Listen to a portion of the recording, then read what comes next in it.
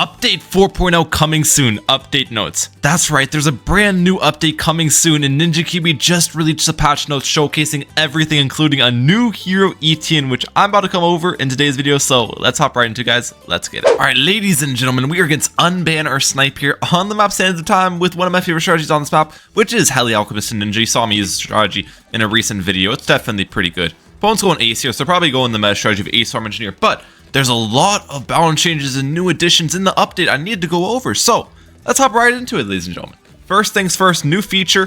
First thing it's talking about is Arena Leagues. I've already went over this in a previous video, but just for a short summary for people who don't know, and there might be new information shown in here, who knows. Arena Leagues is a complete overhaul of the ranked play system. Enter weekly 30-player Arena Leagues and compete to earn trophies. Each week, the top players in the league will earn monkey money and promoted to the league above, while the bottom players will be demoted to the league below. Let's get my heli down here pretty soon. Players in Whole Masters leagues will also be ranked on a global leaderboard. Okay, so that's nice. So the global leaderboard in Whole Masters is actually still going to be there. That was one of my questions with Arena Leagues.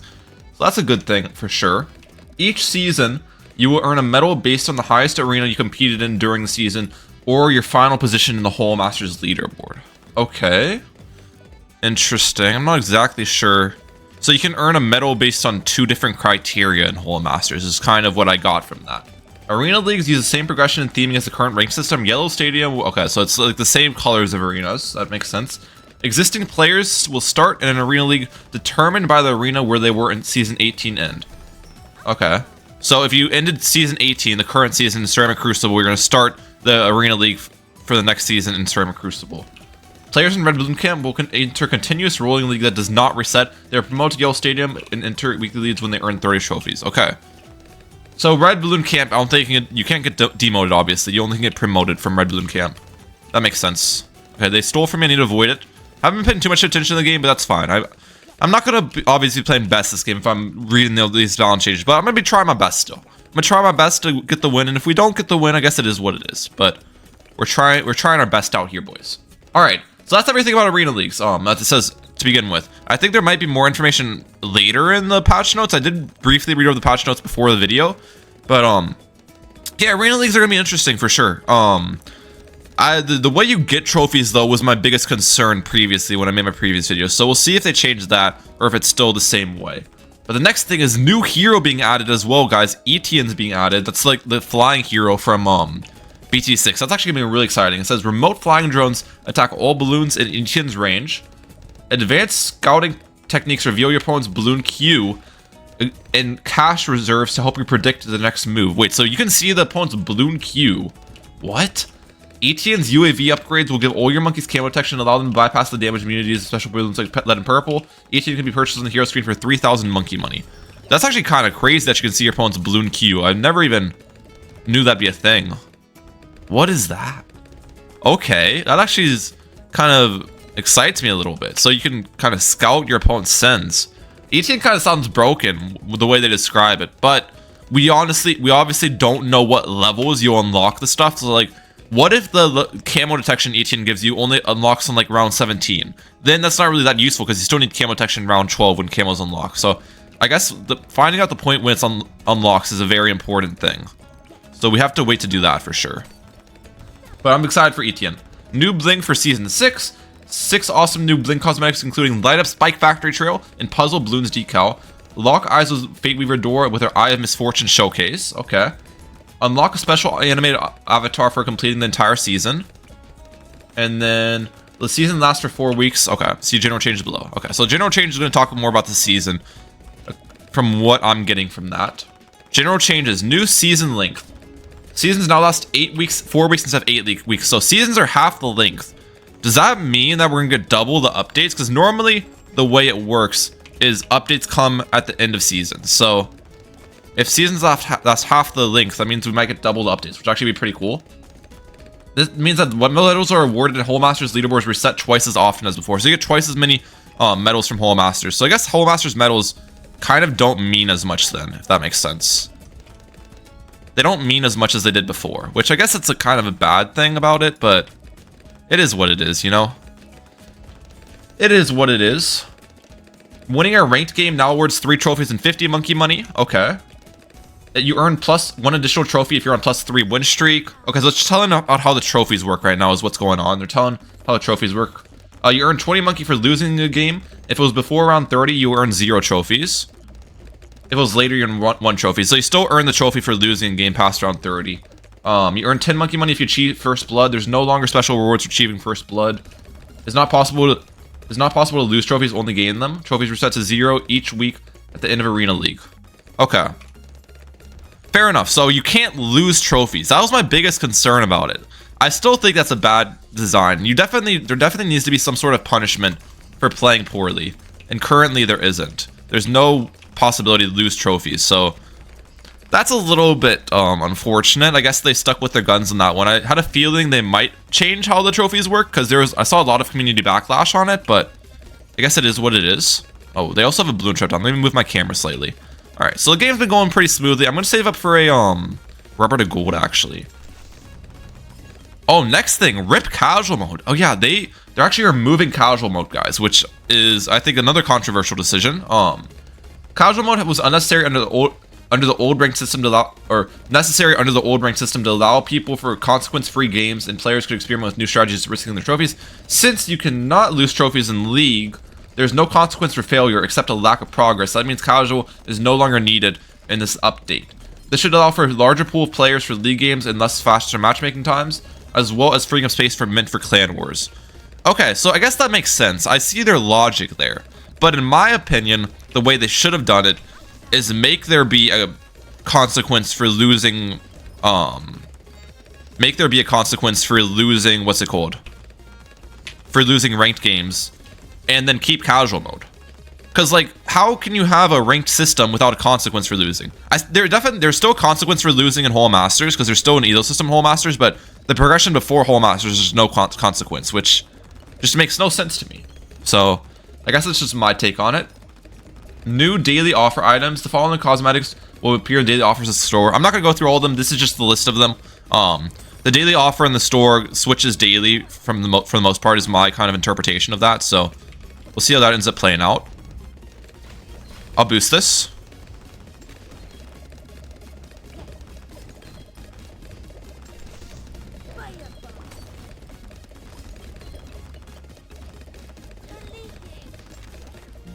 Okay. It's honestly kind of crazy that I died to that. I'm not gonna lie. I thought tower boosted rotors would be more than enough. Might be that I tower boosted late, or I targeted my heli a little bit poorly because I was focusing on the balance changes, but who knows? It is what it is, though. It's not the end of the world. Next match here against the same opponent, actually, which is kind of interesting. We're gonna start with our Dora right here, and then we'll be our Dart Monkey. We're going Dartmoor Farm. But now we're on to the balance changes, guys. And the part I'm always most excited about. I mean, the new addition stuff is always fun, but as someone who plays this game decently competitively, I like to see what the balance changes are and seeing how it will shake up the meta. So here we go with that. Balloon Sins are the first change, and they first are nerfing the Spaced Rainbow Balloon Sin to give 2.8 income instead of 3 income. Spaced Rainbows have always been a pretty good Balloon Sin. It's been nerfed quite a bit, but I think this last nerf might kind of shake up the meta a little bit, and lots of less people sin Spaced Rainbows and might just focus on farming on round 12. So we'll see how that ends up actually playing out in practice, but I'm excited for that. I'm very excited for that. I think it'll be a pretty good change for the game. Okay, they get their Star Captain round 2, that's fine. Round 25, they're nerfing the Tight Moab Sin, guys. Okay, I definitely wanted to see the Tight Moabs be nerfed. It definitely deserves a nerf. They're making it $4,000 instead of $3,500, 15 quantity instead of 20 quantity, and less tight spacing. So that's good. Honestly, good change with Tight Moab. And they said, for the most part, we are pleased with the impact of the new tight rushes, noticeably shaking up the meta and leading to more exciting games. However, admittedly, they are on a strong side, which has greatly diminished the viability of some towers that can't deal with them. Tight mobs is the main rush that stands out. So we have made a big nerf for this one. Additionally, Spaced Rainbows have been nerfed because they always stood out as quite an effective eco send, providing high eco efficiency as well as decent pressure towards your opponent. All right, that's fair. That's good reasoning in my opinion for the changes, and I do agree with the changes. I do think Tight Leads honestly deserved a nerf as well, though. I like the Tight Mob nerf. I don't think Tight BFBs deserve a nerf, because Tight Mobs are normally just a better sin than Tight BFBs, but Tight Leads need a nerf, and they did not get nerfed. So that is the one thing that I was a little bit questioned about. Why did Tight Leads not get nerfed, Ninja Kiwi? Let me know. But either way, good changes. All right, Monkey Buccaneer. Ooh, lots of changes to the aircraft carrier and carrier flagship. Aircraft carrier Pierce from 9 to 13. Carrier flagship Pierce from 14 to 18. Aircraft carrier 3 bonus damage to ceramics, actually kind of crazy. Carrier flagship 6 bonus damage to ceramics. And then carrier flagship now buffs Etienne's UVAC by minus 15% attack rate. So it says minus 15% attack rate, but I think that means like if the Etienne was attacking once every second and now attacks once every 0.85 seconds. So it's a buff. It's worded weirdly, but that's definitely a buff. And they said Top Path Buccaneer does not see much use, and Buccaneer in general does not have a good answer to the tight sends, so we've added some decent price and cleanup buffs to the aircraft carrier and carrier flagship. Okay, so I guess that helps out for the tight sends for sure. So that's a good change, in my opinion. It's a very good change. Heli Pilot. Comanche Defense and Comanche Commander missile blast radius from 18 to 25. The mini Comanche missiles have incredibly high Pierce 100, but it'll be very rarely to make use in such small blast radius. The minor change should help out increasing a little bit, not increasing the DPS potential, but allowing it to perform slightly better in a lot of scenarios. Okay, so there's been a lot of buffs to towers versus tight rushes so far. It's kind of what I'm seeing go on. That's kind of what it appears so. So I guess that's fair. Mortar Monkey. Okay, so Mortar Monkey is receiving a nerf, is what it appears. Am I good against these purples? I think I am. The artillery battery now deals plus 3 damage to bads, and the pop and all now buffs with plus 3 damage to bads. Okay, so Mortar Monkey got more nerfs to its late game potential, which it honestly deserved. It still was pretty good late game, even after the previous nerf they gave it, so that is good for sure. So good change there, Ninja Kiwi, with the Mortar nerf. Super Monkey. Wait 1 second. They're rushing me a little bit. Okay, I should be fine against these. Okay, I need to focus up a little bit here. We are getting in some of the more important rounds. I think I'm good. We're gonna upgrade at the farm here. Oh wait, crap. Camo balloons. I think I'm fine. Okay, we're good. So Mortar Monkey got nerfed. Now we're on the Super Monkey. Some actual interesting changes to the Super Monkey, guys. They have switched around the prices of some things. So the Plasma Blast got buffed from 3,000 to 2.5k. But with the Plasma Blast being buffed, they kind of made the Dark Knight and the Sun Avatar more expensive. 500 more expensive for both of those. So the Crosspath, Dark Knight, and Sun Avatar are the same price as before, but getting a Plasma Blast straight up is cheaper. So that's going to be interesting. And the Sun Temple was buffed with the main weapon damage being increased by 2. So I guess that's a fair change. Wait, last? First? Okay, we're good. Alright, we're fine. Plantation. Alright, everything's good here. Let's rush them a little bit.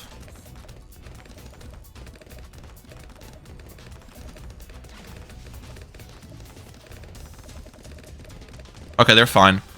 They're fine. And they said Plasma Blast is an upgrade that rarely gets used on its own, usually for that only used for like Crosspath. So we've lowered its cost while adjusting 3XX and XX3 so that the total cost remains unchanged. Additionally, Super Monkey has struggled quite a bit since they nerfed / fixed Sun Temple a few weeks ago, so we're giving a much needed damage buff. That's fair. I kind of like the Super Monkey changes. I think Super Monkey still deserves a little bit of a buff. It's pretty weak in the game right now. Maybe buff Dark Champion or some of the 5th tier's damage, but besides that, there were good changes that they did, I think. Alchemist, 5XX Balloon Master Alchemist. Mobs now use 10 Pierce up instead of 20, and BFBs use 30 Pierce up instead of 50. Total Pierce is 200. Okay. Just a small buff for the Balloon Master Alchemist, allowing it to pop Mobs and BFBs and give it more potential against the new tight rushes. I think that's a good change for sure. New tight rushes can now be defended with Alchemist pretty well, which is definitely solid change. So, W's in the chat for that. Okay, we should be good against this Moab. Yeah, we're fine. All right, we'll keep Max Eco in here. Spike Factory. Spiked Mines Explosion Pierce is now 60 instead of 40. And the Explosion Blast Rate is now 20 instead of 19. Okay, so just a ton of buffs are happening in the Pierce right now against the Tight Rush is what I'm seeing. Engineer Monkey. The X5X Ultra Boost now temporary overclock buff now lasts twice as long. So beforehand, basically, the Ultra Boost would give the normal overclock buff to stuff. And it'd give the and it would give the permanent Ultra Boost buff. But now the normal overclock buff is going to happen more often or longer, which will help out. Gwendolyn has been nerfed. Its cocktail cooldown is now 5 seconds longer. Okay. So Gwendolyn, definitely one of the best heroes in the game right now. So I guess that's a fair nerf. It's a fair nerf. Oben has been buffed. Level 12 now gives druids +1 damage to fortified balloons. And then the hero range gets increased at level 17. And then Ocean Oben gets buffed as well, with its hero range being increased at level 17 as well. So Oben and Ocean Oben both got buffed here, which I guess makes sense. Definitely some of the least used heroes in the game. We'll boost this. Should be fine against that with boost. Wait, is that fortified? That's fortified? Why does it look unfortified, bro? What is up with my skins? I thought that was unfortified. Well, I ended up losing both matches in today's video, which kind of sucks, I'll be honest. I shouldn't have lost that second match. That looked like a non-fortified Moab, dude. I mean, I watched the video, and like you can technically tell it's fortified, but the bands are so hard to see. Like, you're not gonna notice that if you're not looking for it, you know? So that's really dumb. But we've only got a couple balance changes yet, so I'm just gonna throw some background gameplay in here. Gwendolyn cocktail cooldown has been nerfed. Oben, okay, we already went over those. Benjamin, level 5 has now 250 income per round, so Benjamin's getting a slight buff, and the Siphon Funding cooldown on level 20 has been buffed from 65 seconds to 45 seconds. And with this, DJ Benjamin gets buffed as well, with level 5 now doing 187.5 income per round, and the level 10 can now downgrade 12 balloons in total and 4 BFBs. That's actually huge. I can downgrade 4 BFBs, because that's going to help out a lot for ZOMG rushes, so that's a big change. And level 20 can now downgrade 4 ZOMGs. Smudgecat, level 7 Scratching Post, cooldown is now 40 seconds instead of 30 seconds. I honestly don't agree with this one. Smudgecat's not a great hero right now, so I don't know. I don't think nerfing it's a good idea. So even though Scratching Post is pretty strong, I don't agree with nerfing Smudgecat. Pat Fusty, the Rallying Roar buffing range is now 35 instead of 30, and the Rallying Roar buffing range at level 14 is 50 instead of 40. So buffs to the Rallying Roar. Agent Jericho, the Seize assets initial cooldown is 28 seconds instead of 17.5. And Star Captain Jericho, the end for the money cooldown is 35 seconds instead of 17.5. So both Jerichos got nerfed. I'm happy about that. Those Jerichos did indeed deserve nerfs, so that's good. And then Fate Weaver Dora, level 10 Chains of Fate now has a pierce limit of 500 balloons, which was previously infinite. Moab class balloons take up more pierce. Moabs are 10, BFBs are 20, and ZOMGs/GTs are 40 and 60. Or 40, and then Bads are 60. Okay, good changes to the heroes in my opinion. The only change I thought was weird was the Smudgecat nerf.